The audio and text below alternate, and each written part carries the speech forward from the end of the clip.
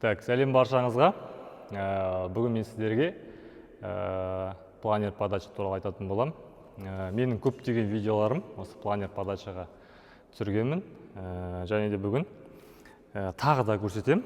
Лайк басып сақтап қойыңыздар. Ең бірінші планер подача дегенді түсініп алуымыз керек. Планер подача дегеніміз не? Планер деген мысалы енді қазақшалап айтатын болсақ, енді планер подачаны жоспарлы түрде беру. Ол біріншіден, екіншіден оның беру ерекшелігі бар.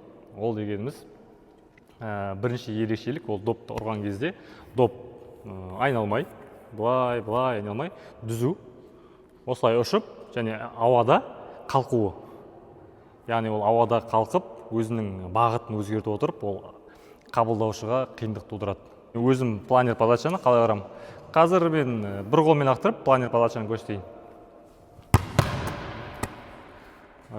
Және екі қолмен.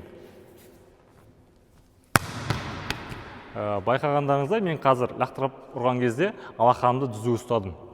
Ауада ұрған кезде дүзу ұстап ұрдым. Ол біріншісі. Екіншісі, доп тұрған кезде алақанның ортасына, доптың қақ ортасына тиген дұрыс. Сол кезде ол алақанын былай жауып жібермей, немесе астынан ұрмасаңыз, дүзу ұра білсеңіз, доп өте жақсы ұшатын болады, және ауада қалқып дүзу ұшатын болады.